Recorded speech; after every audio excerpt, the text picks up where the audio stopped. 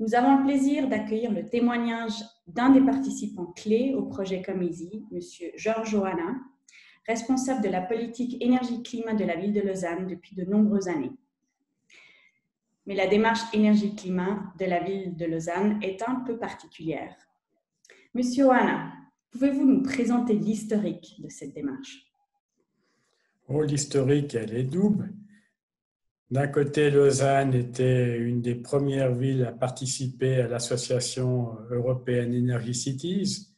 À l'époque, ça s'appelait Energy Cité. Elle était basée elle est toujours basée en partie à Besançon.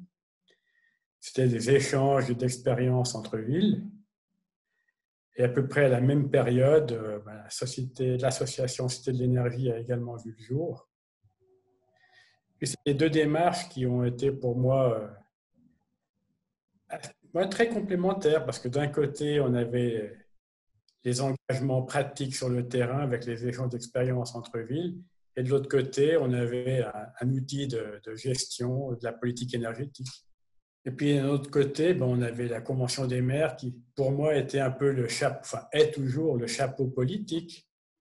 Parce que si EA ou Cité d'énergie, c'est un processus, c'est un peu l'ISO 9000 de l'énergie. Les engagements, ils sont politiques. Et la Convention des maires, c'était un engagement, dans un premier temps, avec les 3x20.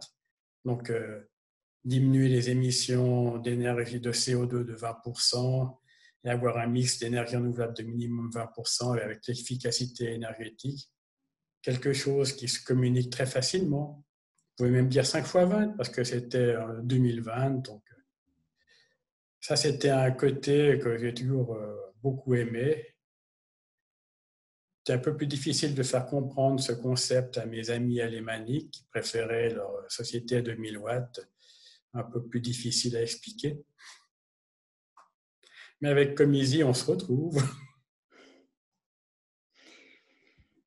Et actuellement, comment vous faites le lien entre ces outils et votre politique énergétique climatique lausannoise? Pour moi, l'objectif, c'est toujours d'avoir un seul outil qui puisse tout gérer. Alors, avec Cité de l'énergie, on avait, je vous l'ai dit, l'ISO 9000, donc c'est la gestion des processus qu'on a pu mettre en ligne après avec le management tool. Mais il manquait encore le côté quantitatif. Et puis maintenant, avec Comeasy, qui rejoint la Convention des maires, on peut suivre ce que nos amis alémaniques appellent le Apsenpfad, le chemin sur la société à 2000 watts. Donc, on retrouve enfin un outil de gestion unifié. Si vous deviez nommer les principales difficultés, les principaux défis de cette démarche énergie-climat, ça serait lesquels? L'accès aux données. Nous, à Lausanne, on a de la chance parce qu'on a une particularité que malheureusement peu de villes ont, c'est qu'on a nos propres services industriels ou utilities, comme aiment bien dire les Anglais. Donc, on a accès à toutes les données et les énergies de réseau. Bon, par contre, il nous en manque une, bien sûr, le mazout. Parce que dans le canton de Vaud, ce n'est pas obligatoire. Et, des villes comme Genève ou Zurich, qui l'ont rendu obligatoire, ont plus de facilité que nous pour avoir des données qui sont fiables. Mais bon, on a trouvé avec les années, nos méthodes s'affinent et on arrive à avoir des résultats qui tiennent tout à fait la route. Et si on revient peut-être rapidement un peu sur l'outil qui a été développé dans le cadre du projet Comeasy pour faciliter, on va dire, cette articulation entre l'énergie et la consommation des maires, donc un côté plus qualitatif, une méthode qualitative, une méthode plus quantitative en termes d'appui à la gestion durable des énergies. Qu'est-ce que vous pensez de cet instrument? En quoi peut-il être utile pour vous? Il facilite la vie des gestionnaires.